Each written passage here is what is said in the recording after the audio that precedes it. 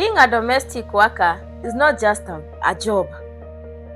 It is a big responsibility, it has pressure, and it requires emotional strength every day. Especially in our country, Kenya, if you're working as a domestic worker, it requires emotional strength today. That's why I want us to talk about your emotional health, your mental health as a domestic worker. You take care of homes, you take care of children, you take care of families, you take care of the elderly.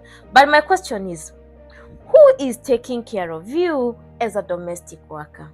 As a nanny, as a house help, as a shamba boy, as a caregiver? Who is taking care of you emotionally? Who is taking care of your mental health? If your mind is tired, your body follows. When your mind is strong, everything improves and aligns. And not just mental health, your general health as a domestic worker.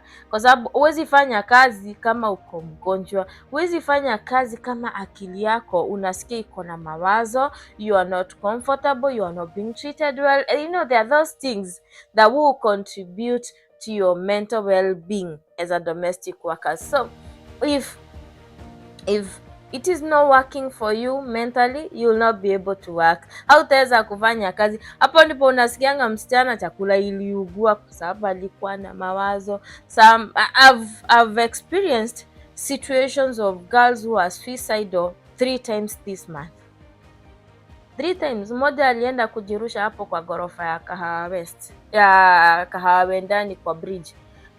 Alishikwa akienda kujirusha kwa bridge. Why? Because her mental health was not okay.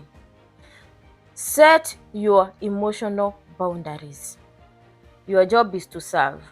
Hapa naongea anything related to your work, not outside work. For today I'll talk about those things that are related to your work environment. Hiyo nyumba unafanya, your own compound, your 2 bedroom unafanya, how wadosi wako mnafanya. Now that is what I want us to talk about. Your job is to serve, not to absorb stress, not to be insulted, or not to be mistreated. So respect yourself first. When I say respect yourself first, is when you learn to set emotional boundaries. Is when you talk when you're insulted and you talk respectfully. You say, I don't deserve to be mistreated. I don't deserve to be assaulted. I don't deserve to be harassed. Sifai hata kugongwa. That is when you know how to set your boundaries. Communicate early, immediately when it happens. Talk about it respectfully. If something is bothering you, speak about it respectfully. Kama ni mdosi wako amekukosea, amekutukana, amekuumiza, amekuambia nisha kikitu, amekugoga, or even somebody tries to sexually molest you, you have a right to speak up. Talk to them, talk to somebody. If it is assault, go and report it. Hapo nilisema no compromise. Sexual assault or any sort of assault, it has to be reported the nearest police station. Talk to your agency. If it is an agency that took you there, tell them, this is what I'm going through. Yes, you brought me to work to this home. I do my job. I have my working hours, but I'm being insulted. I'm being mistreated. I'm not given enough resting hours. Nalala saa 7, naamka saa 10. Talk about it so that it can be aligned. Don't fear about losing your job. Fear losing your mental stability, because that is important. Sikutaki upelekwe Mathare. I don't want you to be doing antidepressants. So when it is too much, talk about it. And talk about it respectfully and in the right way. Don't aggravate anything. Talk about it respectfully and in the right way and through the right channels. Ukiona hautaweza kuongea na mdosi wako about it, talk to the agencies that take you to work. That agency that took you to work, talk about it. Take your resting time seriously.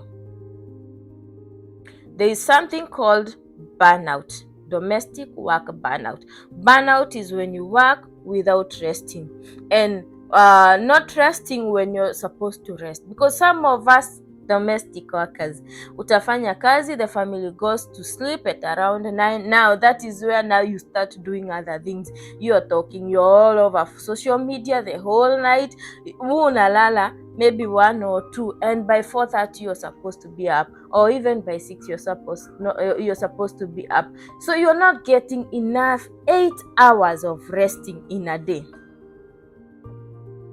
Resting hours is very, very important. Take it seriously.